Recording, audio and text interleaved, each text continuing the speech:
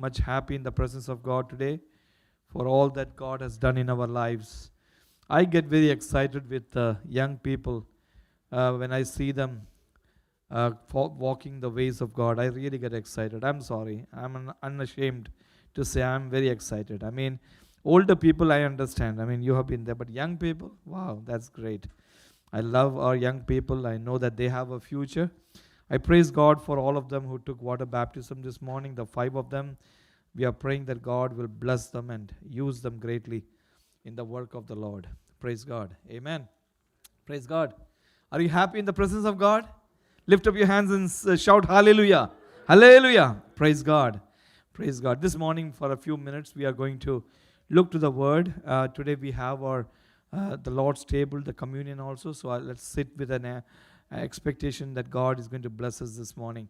Over the past days, you know that we have been going through a series on faith. Vishwasathinte ഒരു deeper message we have been hearing, and I just don't want even to go to that different people that we presented before you, but we are surrounded by a great cloud of witnesses.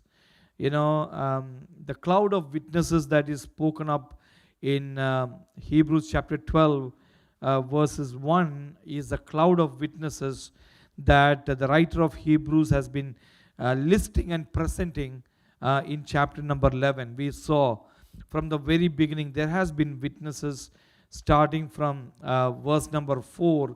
We have gone all the way to verse number 32. Now that is the place that we have stopped, and we cannot move forward unless I feel that we bring out everybody in that list in verse number 32. If you have your Bibles, please open to Hebrews chapter 11, verse number 32, where Apostle Paul is kind of concluding his list of people who walked by faith, who did great things by faith. And he is coming to verse number 32, says, what more can I say? I've told you about different people, what more? And then very quickly, he goes into some verse, some of the people by name, just pointing some names. For the time will not fade. I don't know whether he was under the clock or he didn't want to make this letter too long, maybe, because if he had gone, person by person, I think this chapter 11 would have beaten Psalms 119, which is the longest chapter in the Bible. If we had taken everybody in the Bible who walked by faith, today, I think we would be here for a very, very long time. But he says, what more can I say? For the time would fail to tell me of Gideon and Barak and Samson and Jephthah, also of David and Samuel and the prophets. Wow, so many people. He is listing judges, he is listing kings, and he is listing prophets here. And he brings out a few names there. And today I want to tell you that I want to speak to you about a very unusual person in this list. Somebody who would never even figure out in this list because he is very different than anybody else. His name is Jephthah, the man by the name of Jephthah. And when we look at this person, there are many things that we can understand about him. But one of the lessons I want us to learn from this man called Jephthah is that we need to be committed. We need to walk in faith, in commitment. The essence of a commitment God requires from us is very important, that we be committed to our walking in faith. Today there is a great need of people with commitment.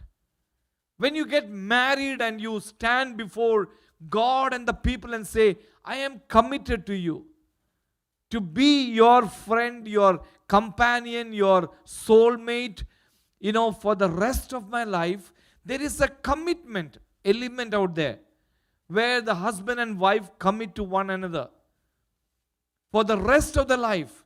But after some time, they start getting the itch. They start looking elsewhere. They look at other people whom they think are more beautiful than their wives or more handsome than their husbands.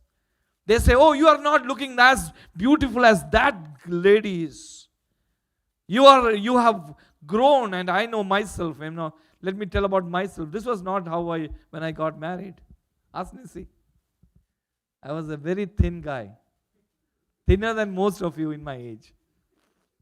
When I look at some of you, you are much more stouter than when I was.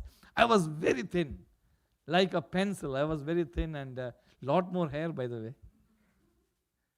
I've lost everything. I lost the hair. I've grown in all ways. But you know what? Nisi committed to be with me.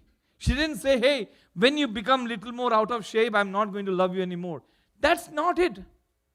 That's not how people enter into marriage arrangements, wedding, family. That is not the way. No matter what happens, we are committed to one another. And that is also very much in reality with our spiritual walk. We have to be committed to what we told to the Lord one day, that I will follow you, Jesus. I will be your disciple. We have to fulfill that commitment. Unfortunately, in the world today, we don't see men of character. We don't see people of integrity. People who will stand no matter what and say, I have said with my word, I'm going to fulfill it. We find it so sad. We don't find people like that. Many of them. And that is why marriages break up. Children, they run away from home. They cannot be committed to be with their parents. All they see is something wrong in somebody. Every time looking and criticizing. Oh, you are not like that person. You don't earn that much money. You don't fulfill my desires as somebody else would do it. It is a sad thing, but I'm telling you. And if you go in that way, you will never be happy. I do a lot of marriage counselings. I've done a lot in Atlanta. I am telling you honestly and to the truth. If you turn away from the wife that you married and look at somebody else, you will never be happy in your life. You will never find the satisfaction that you're supposed to find, because marriage is from God. It's an institution that God created. And God expects you to be committed and faithful to one another. Same with your spiritual life. When you accept Christ, you cannot be looking outside to the world and have idols in your life that you give more importance than God. God says, I am a jealous God. I cannot stand you looking at someone and worshipping somebody else. I cannot do that. The whole history in the Old Testament, Israel is giving us an example of how people became idolaters. They lusted after the gods of the land where they were dwelling. They were worshipping them. They even sacrificed the children to the gods of Canaan. And they forgot about Jehovah and the God that they promised that they will serve. These are examples for us, brothers and sisters, that we need to be committed to what we have said to God. And so today I want to bring to you a man by the name of Jephthah. The story of Jephthah is found in the book of Judges, chapter number 11. If you have, please turn to that portion, because you need to look into it when I'm speaking. Otherwise, you will not understand what I'm trying to tell you. Go to Judges chapter 11 now. This is the story of a man, a very unusual man. In fact, whenever I think about Jephthah, I am always very quickly reminded of a foolish oath that Jephthah took. A rash oath. He is condemned in history as somebody who made a foolish and a rash vow to God. When you look at, starting in verse number 1, we see that he was a mighty man of valor. Jephthah was a mighty man of valor, but then we see that he made a very foolish vow. When you turn to verses 30 and 31, look with me there.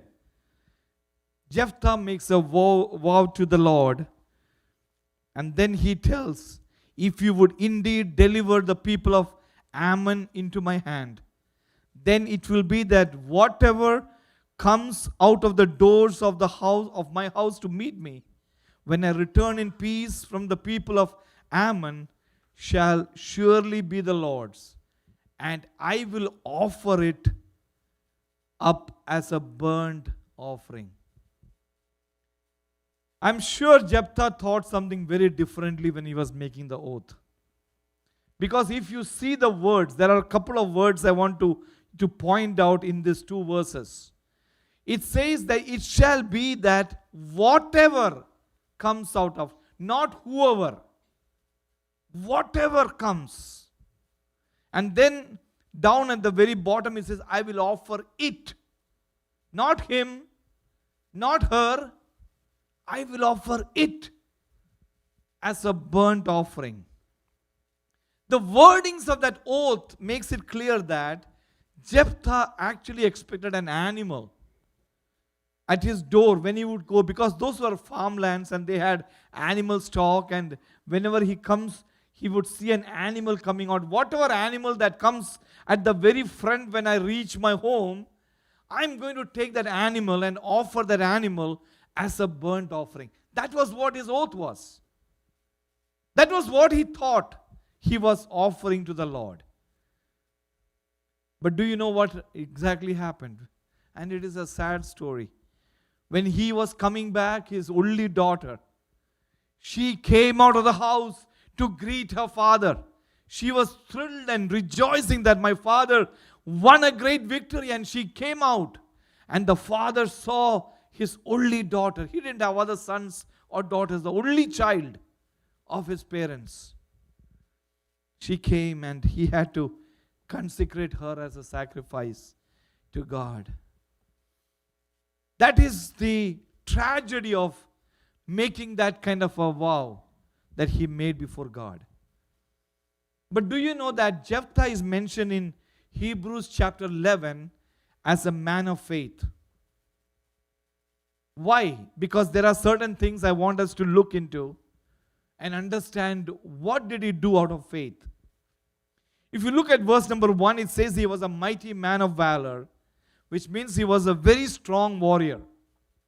But then it says that he was an illegitimate child. He was the son of a harlot, through a prostitute from his father Gilead. He was out of the wedlock. A prostitute bore Jephthah. He was a mighty man, but he was the son of a prostitute. That became a great handicap for him.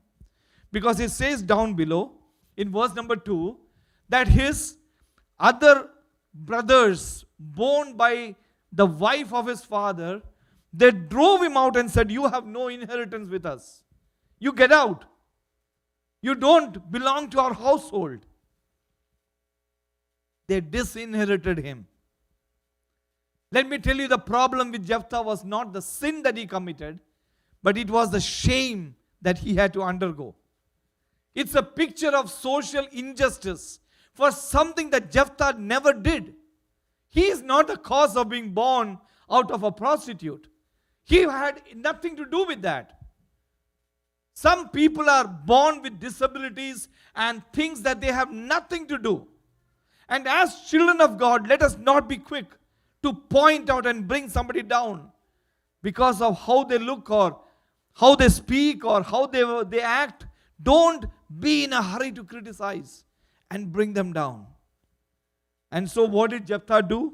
Look at verse number 3. He ran away from his brothers. He went and stayed in a land called Tob. And then it says that some worthless people, some worthless men, they got together with Jephthah and they started raiding other people for money. They became like a highway robbers who are raiding people with worthless people. Let me tell you that when you don't get the love in your family, there are children who run away and they band themselves with this worthless people who is just out to do some things that are not right. Everyone needs love and affection within the family. I want to talk to the parents here. Talk to the brothers and sisters. Give each other's love. That is what a family is all about. That is what I love in our church, because our children, they are bonded with each other. They grow together. They grow in the fear of the Lord, so you do not have to look outside and band yourself with worthless people and things that are not needed. Especially when you go to college and starting from high school, I know there are friends who will draw you out. I am speaking to the young people here.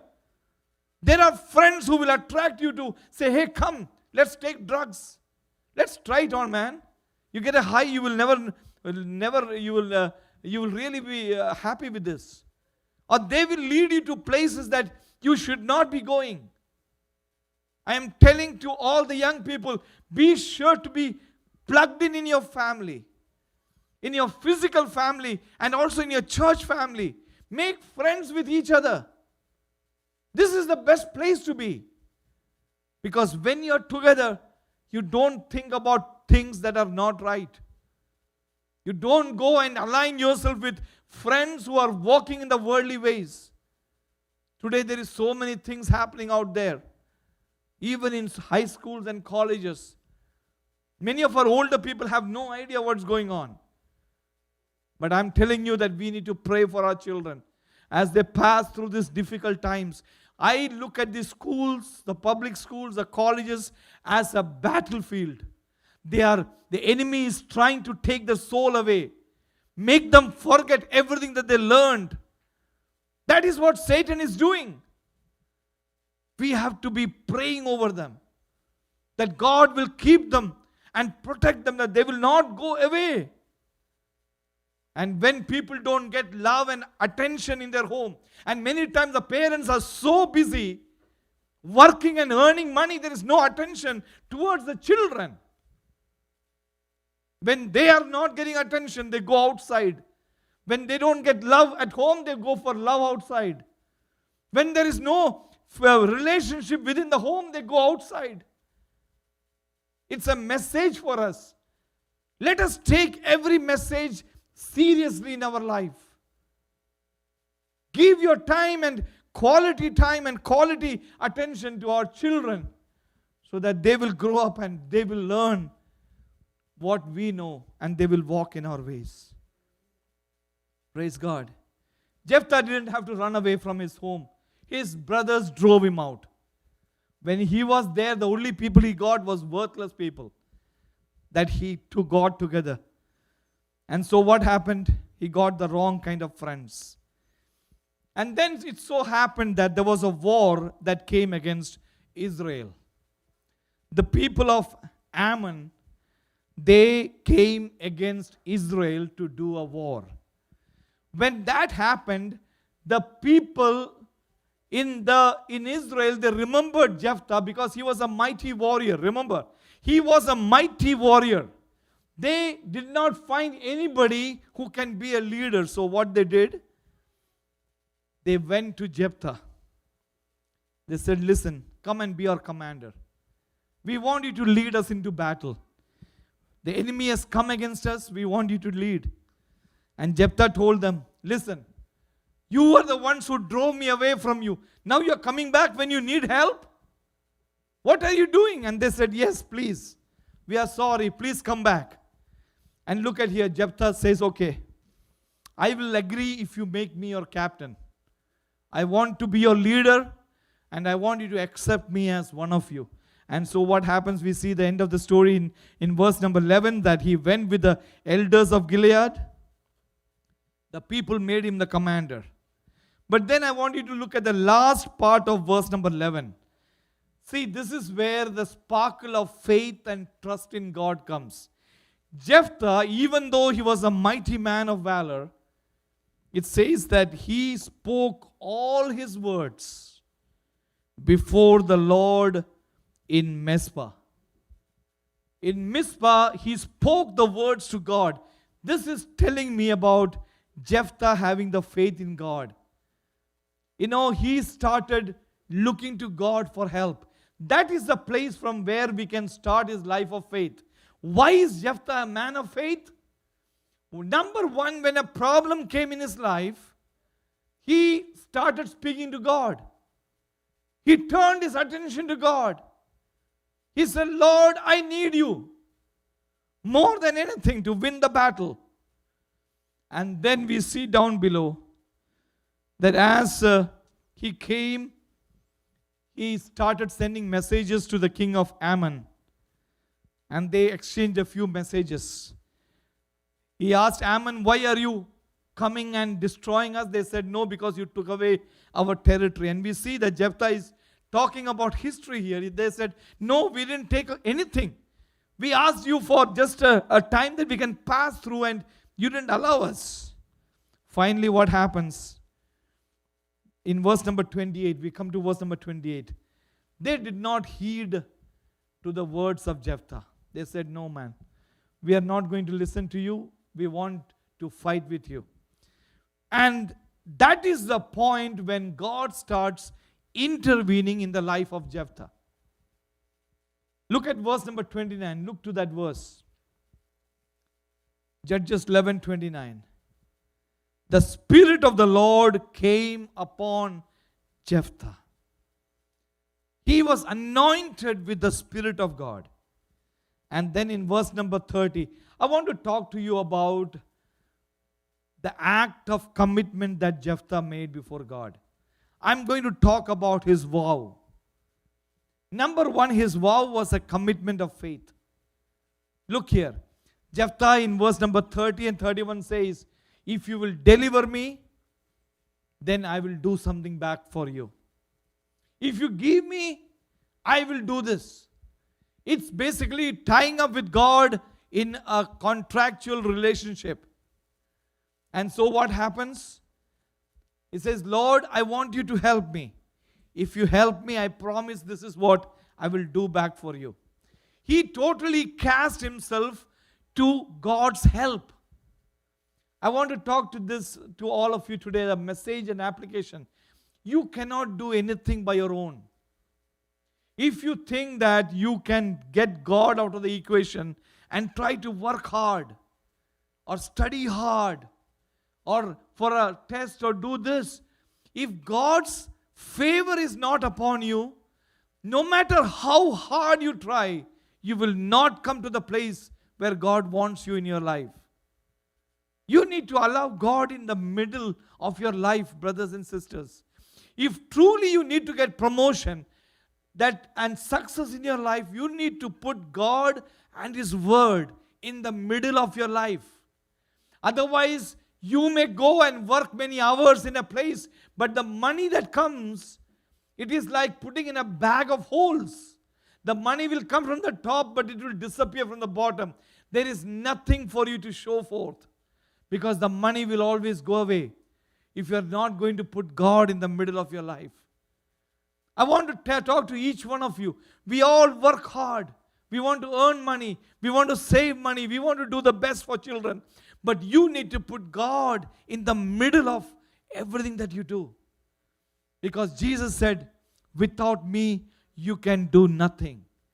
എന്നെ കൂടാതെ നിങ്ങൾക്ക് ഒന്നും ചെയ്യാൻ പറ്റത്തില്ല. Without me, without God's help, except the Lord builds the house, they labor in vain that build it.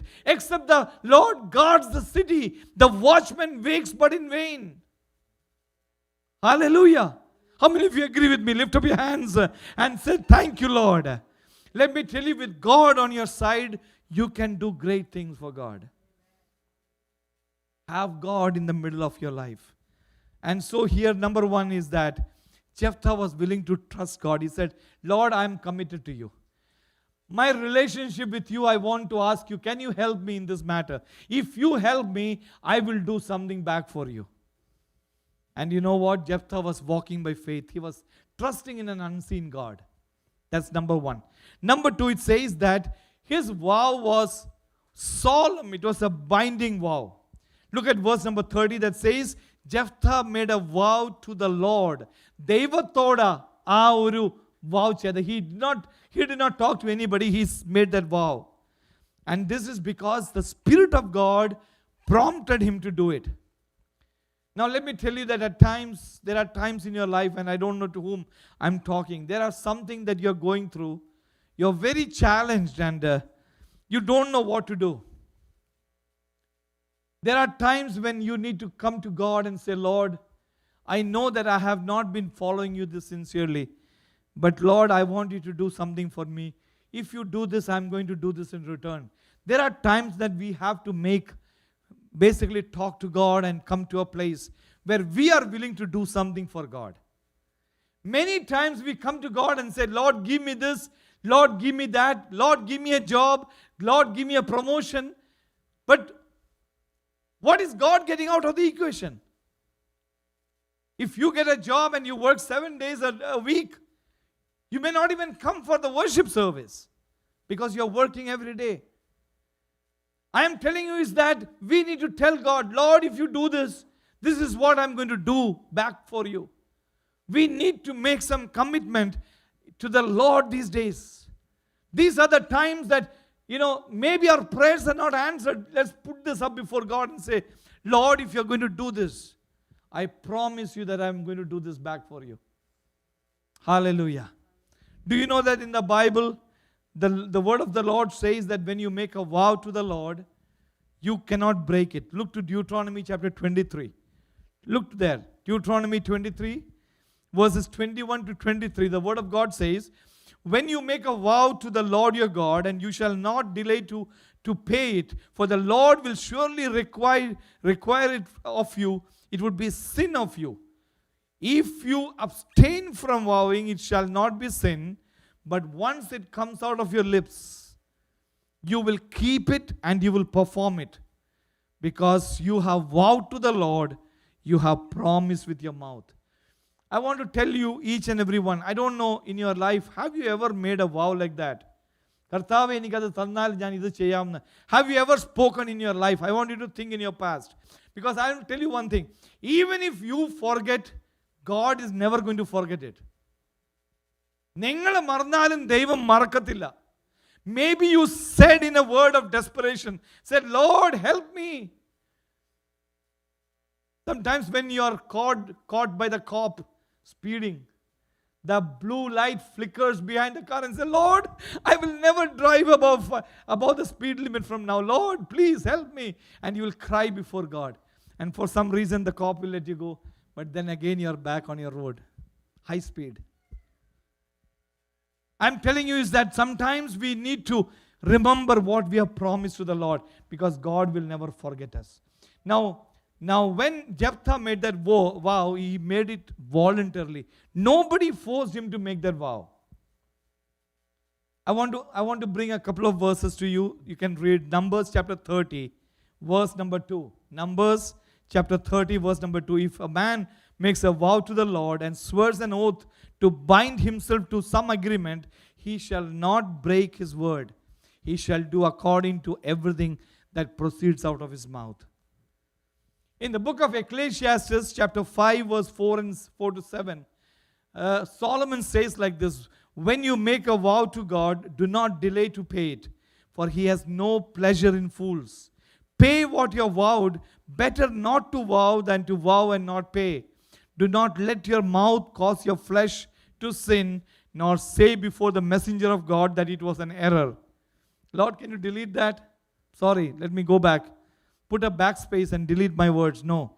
Why should God be angry at your excuse and destroy the works of your hand? For in the multitude of dreams and many words there is vanity, but fear God. When we make a solemn promise to God, unless that promise involves something that is contrary to God's will, we cannot go back. If you have committed something into the Lord, today the Lord is reminding you, keep your part of the bargain. When you were in distress, you called upon God. God kept His word. You are now on the other side. Now don't say, hey, I never made that. Forget about it. Because God will always hold you accountable. And today maybe the Holy Spirit is reminding some of you, if you have made a vow to the Lord, He wants you to hold the part of your bargain. Now let me tell you that Jephthah's vow that he made was in a time of crisis. He was ready to battle with the people of Ammon, And he felt that he needed God's help to win a victory. In the Bible, there are many instances of people like this who made such kind of vows to God in the time of crisis. If you turn to Genesis chapter 28, verses 20 to 22, Jacob made a vow before, when he was running away from his brother. This is what he said, Genesis 28, verses 20 to 22. And he made a vow saying, if God will be with me, keep me on this way back where I'm going, give me bread to eat and clothing to put on, so that I come back to my father's house in peace, the Lord shall be my God.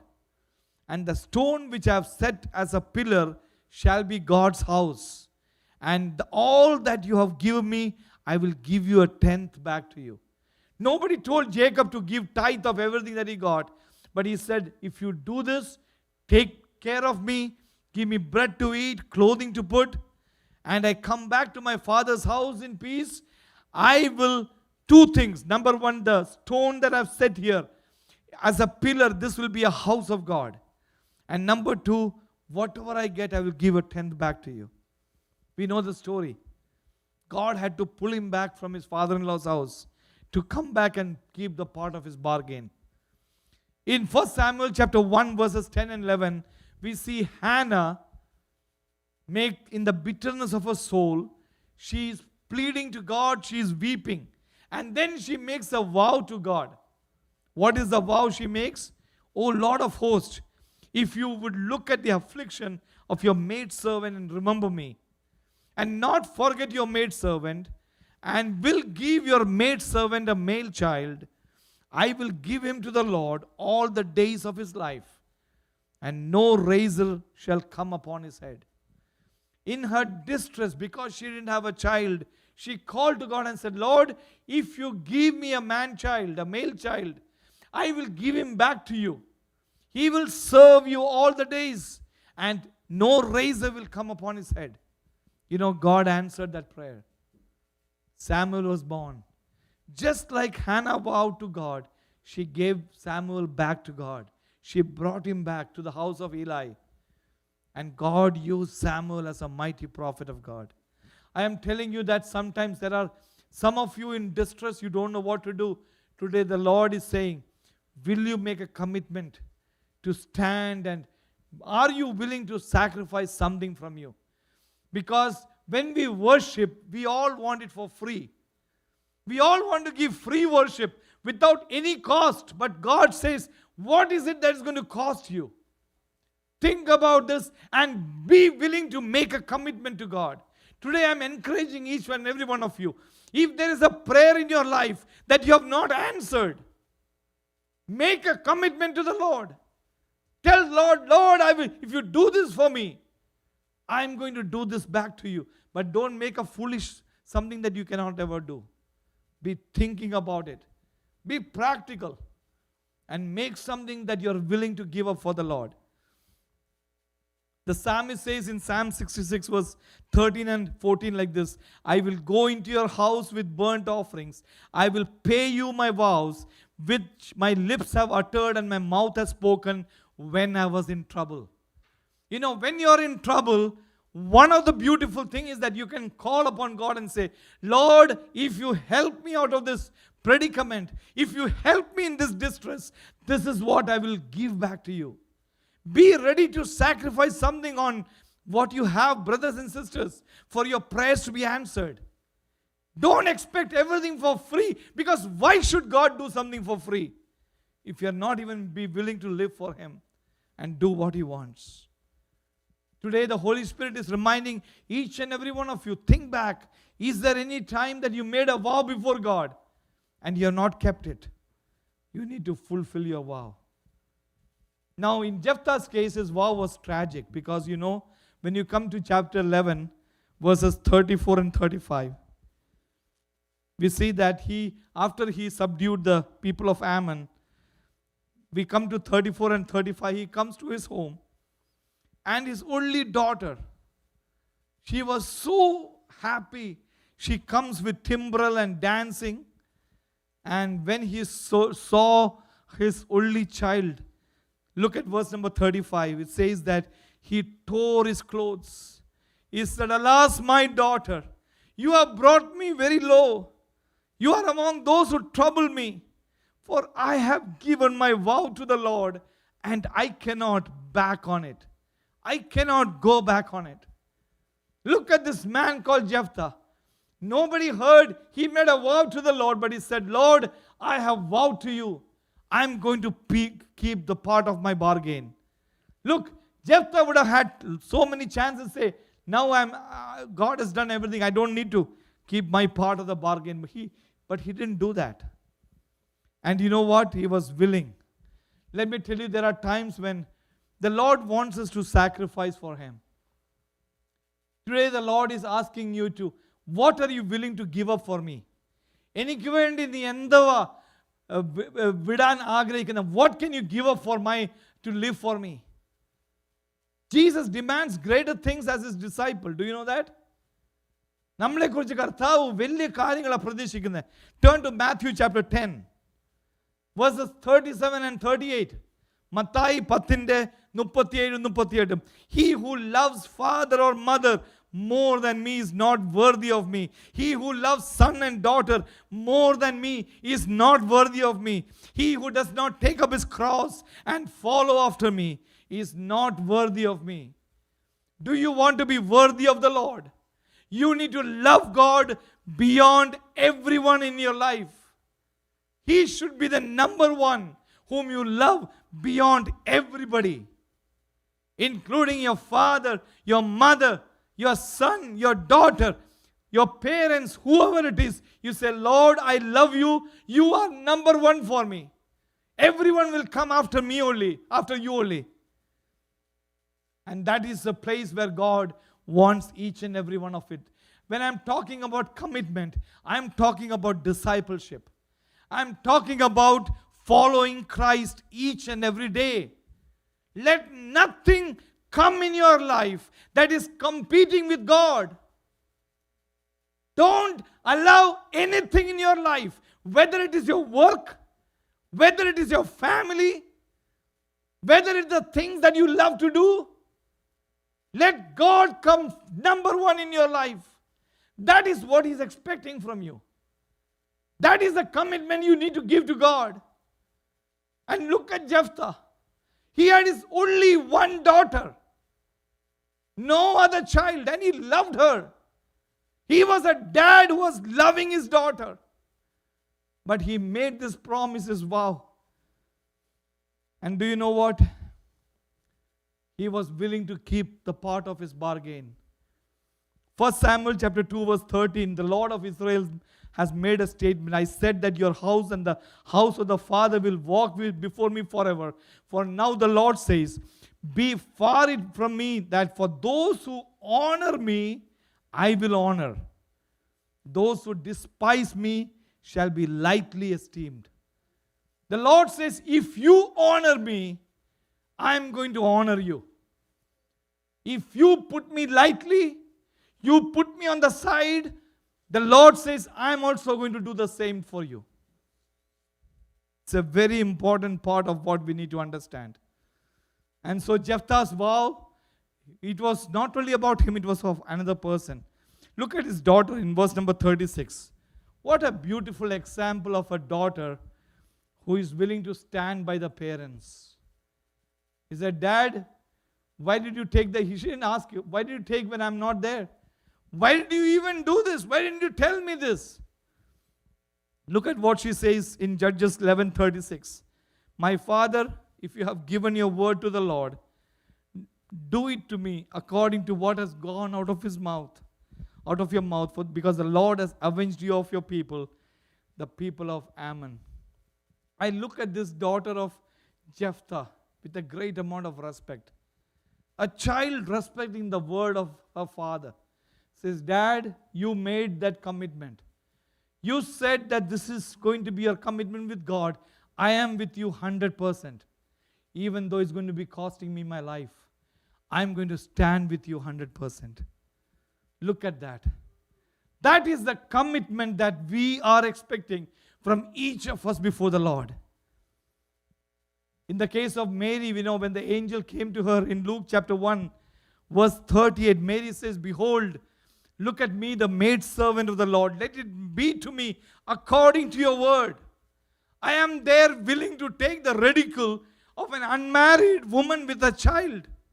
I am willing to do that because you are asking me to do that. I am willing to suffer for you. And she said, "Let it be according to your word."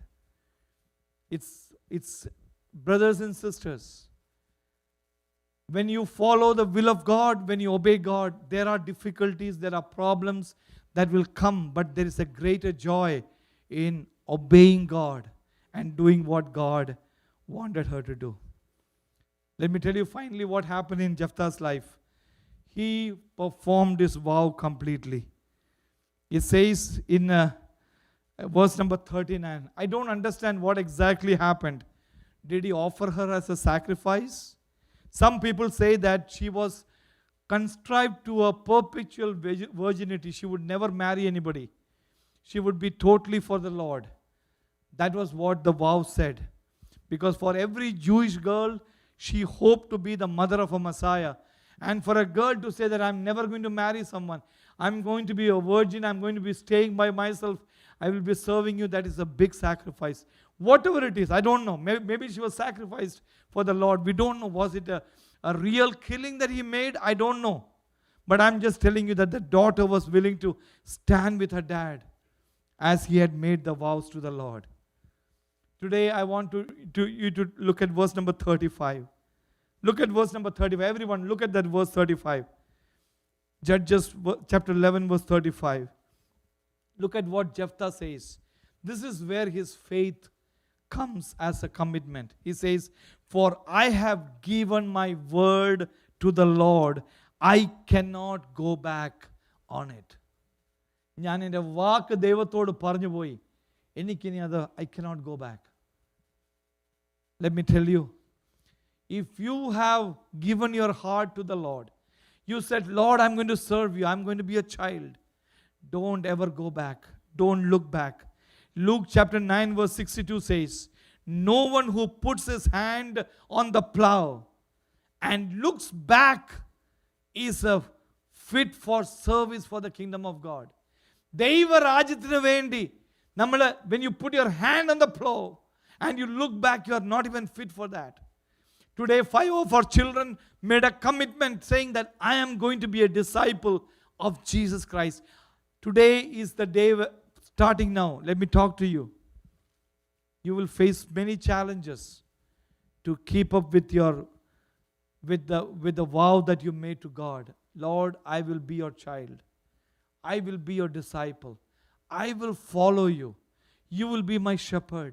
I will listen to your voice. Each and every day, I will follow you. I want to tell all these 5 young people, there are many challenges that you will come in your life. As we heard from Faber, as she was saying that it's not easy to live a life for God. In a high school, in a college, it's not easy. But when you stand for God, God's blessing and favor will be upon you. And He will raise you up to be a great man and a woman of God. I want to close here. As the worship team comes forward, I want to just talk to you about little things. Everybody, can you just close your eyes for a moment as you're sitting down? Praise God. Hallelujah. In Jephthah, we see a lot of good qualities that we see in him. Number 1, he did not make any excuses for his background. Every eye is closed. I want you to think about that. Jephthah was the son of a prostitute. He was an illegitimate child. He was looked down by his half-brothers who disowned him. They said, "You are not going to have a part in the inheritance." But after he was exiled, after he was driven out, even though he went into a bad environment, he was a known failure, a rejection from society. He was in poverty. Many times we say, "Lord, I don't have a good background." But I'm telling you that God can pick you up from where you are. And God can use you as a leader to bring many to the Lord. Don't categorize what you have as something else. Today we say that we are not responsible, we are casualties, we are a part of our environment. Sin is not a sin actually. It's a sickness, it's a dependency. We talk about an alcoholic. We talk about somebody who is taking drugs. We tell them, oh, he has a chemical dependency. That's not bad. It's a chemical dependency. It's because of the way that he is.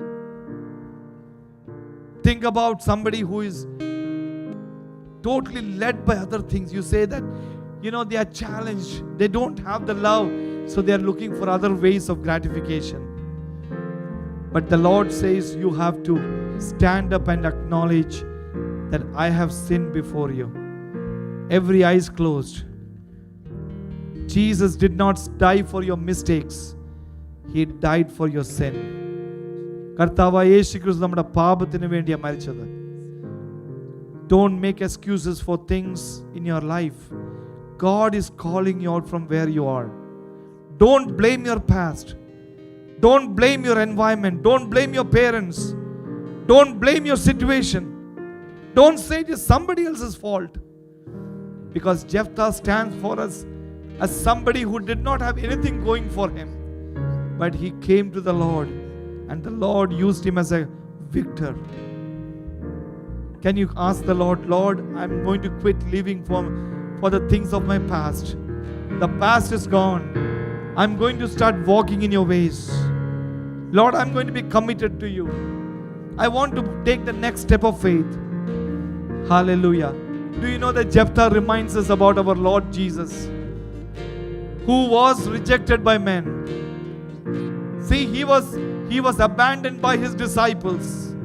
He was sold off by the person with whom he gave the person to manage the money. That guy sold him out. His chief apostle denied him before a servant girl. I never knew that man. I don't even know who you're talking about. Jesus was despised and rejected by people. But can you come to the Lord and say, Lord, you are a good example of even when we are rejected, that I will do what is required from you. Today, Jesus is asking us this question that Jephthah asked the people.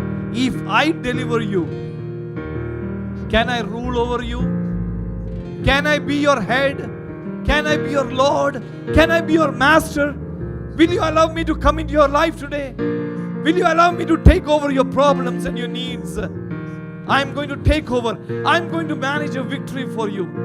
You don't have to lead a defeated life. I will take care of you. I will deliver you. Hallelujah. Praise God. Jephthah prayed to the Lord. Can we just pray to God and say, Lord, help me in this battle. I want to serve you like Jephthah. I want to be committed in my life. I don't want to be swayed away by the things that other people tell me. I don't want to be swayed by my background. Let's pray together. Let's ask God to mold and shape us. Every eye is closed. As we sing this worship song, I want you to totally surrender yourself before God and say, Lord, you are a potter. I am a clay, Lord. I want you to mold me. Lord, I want you to shape me. You cannot resist the potter and say, I want my way. Allow the potter to shape you according to his will and his purpose. He is going to use you mightily. Can we all worship the Lord right now? Thank you.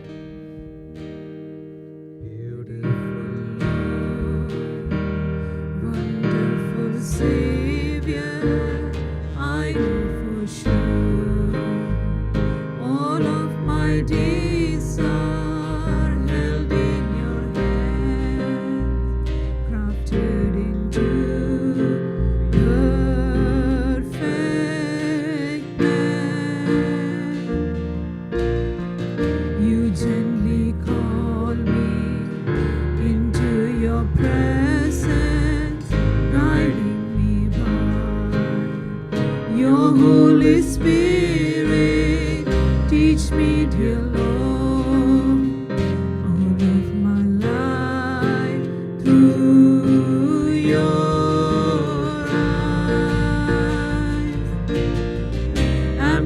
captured by your holy calling.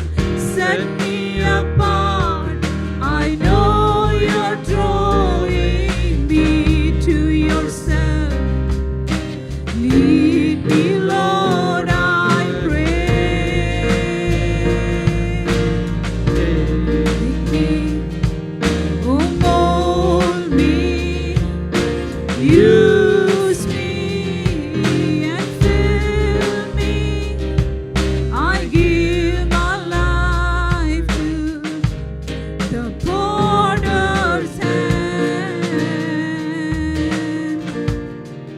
Oh, call me, oh, guide me, lead me, walk beside me.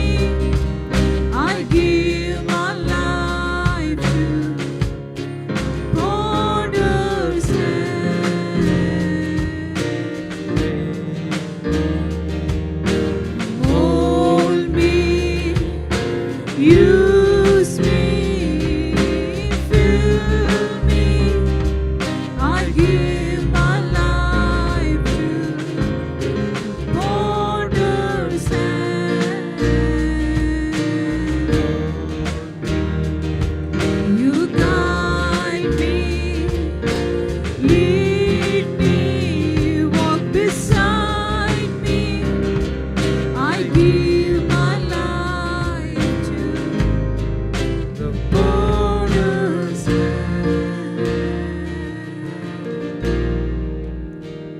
Let's take a few moments to reflect about our life today.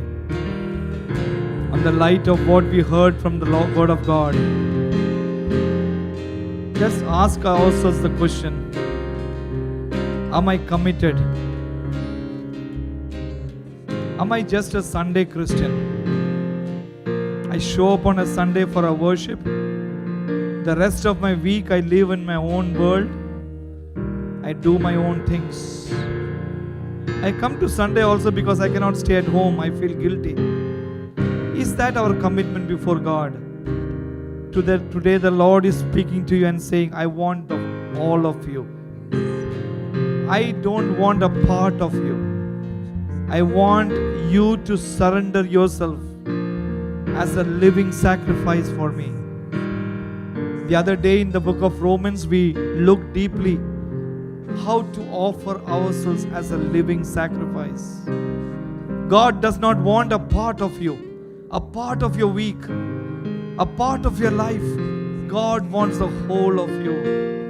Are you willing to say, Lord, I will surrender myself 100%? Are you willing to take that step? Because if you are, I promise you, in the light of God's word, God is going to take you to places. God is going to use you mightily in His arms. Many things that are still not fulfilled in your life, God is going to fulfill it for you. Let me tell you, one of this word that has been speaking to my heart was, this world is passing away. Ee logam adinte mogam orinju pogva. It is passing away. You cannot see it, but I'm telling you, this world is passing away. But he who